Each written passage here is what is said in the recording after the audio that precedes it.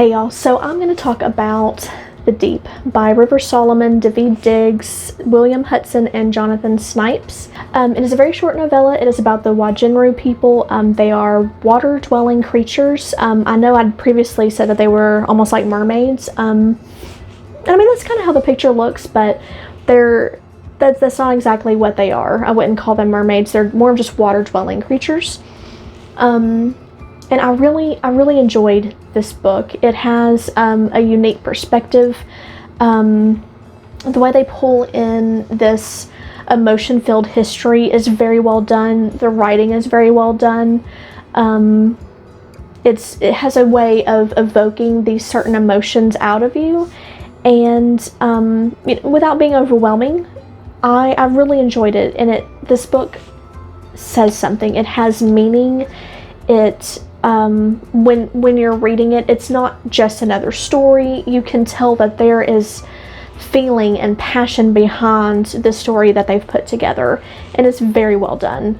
I know that I had kind of wanted it to be longer initially, because I know I went back in like my channel intro and I had mentioned that I already kind of wanted the book to be longer because I wanted more of this lore, but honestly I think they did a great job with the size of the novella, because I didn't fully understand, of course, because I hadn't read it yet, what the purpose of the book was. And I feel like, I mean, they probably could have fleshed it out some if they wanted to, but I feel like it may have drug on too much if they had tried. And so I feel like this was a really good size, it was a really good length. And I feel like it really had just the right amount of lore that I was looking for, the right amount of emotion and feeling, the right amount of plot, and it's just very well done. It's very well done. I would not say that it's too short at all, and it, like I said, it really does say something. It has a higher meaning than just look at how terrible people treat each other. Which is always part of it, but that's not the only thing. There's more to it, and it's very beautiful, very well done. Getting into spoilers just for a couple of minutes. Like I said, it's very short, so it won't take long. But yet too, I really understood her as a character, her overwhelming need to pull herself away from people, to isolate herself because she's in so much pain, physical and mental, from what she's undergoing. I completely understand that.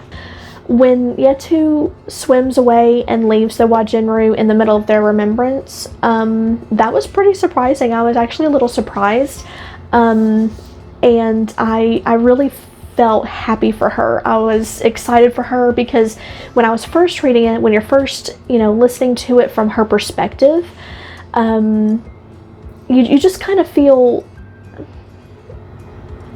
like it's selfish. Like, why would they put all of this pain, all of these memories onto one person in their society? Why would they do that? It felt very selfish for them to say, okay, as long as this Wajinru is suffering and I'm not suffering, then it's fine. And I did not like that. I felt like it was very cruel.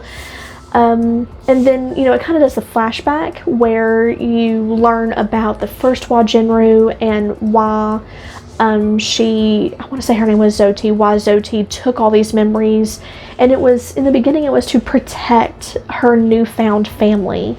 To protect her people, the people that she was gathering and bringing together as one. And when you look at it from her perspective of that protection, it became very just endearing and heartwarming, and I kind of felt bad that I had initially judged them so harshly with doing that to Yetu. And it's just very well done. The perception was very well done. And at the end, of course, Yetu realizes what's happened. She falls in love with Uri, and I thought that was very beautiful. And but even though she falls in love with Uri and she has the option to leave with Uri, she has grown so much as a Wajinru. You know, she may have been blockaded in that pool, in that little tidal pool, but she was growing so much as a person, even if her world had shrunk down to that tiny tidal wave pool. And so when she chooses to go back to her people and save them, because she can tell what's going on with this tempest, you're with her. You're like, yes, this is great. Because at first you're like, no, you know, swim away, get away from these people. They're terrible. You shouldn't have to go through this. But by the end of this book, you're right there with her and saying, yes, we should protect our people. We should care about our communities, and we should love them and want to protect them from this pain. And when she goes back, and her Amaba is just willing to, you know, willing to have her back and work their way through this pain and find a new way to cope as a group. That was even more touching, because she was willing to make the sacrifice. She was willing to take back these memories, and her people realized what they were doing to her, and is very, very well done. And then of course the end, when she goes back and finds Uri and transforms Uri somehow. I'm not entirely sure. I mean, I know that has to do with magic, and I thought that was really beautiful. It was just really beautiful. I was glad that they could end up together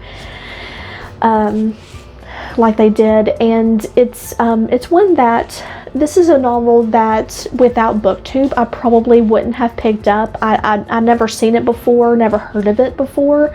So I'm really thankful to the BookTube community for putting it on my radar. I'm glad that I picked it up. It was great.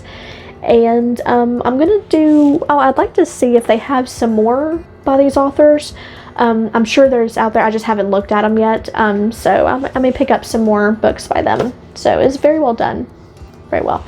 So if any of you all have read the book, if you have any different opinions, or if you were just interested in it, please let me know down in the comments. I'd love to hear what you have to say. Join me in the Discord chat. I'm usually in either Mike's Book Reviews or Knickknack's Corner, just as always, so I'd love to get to know you over there as well.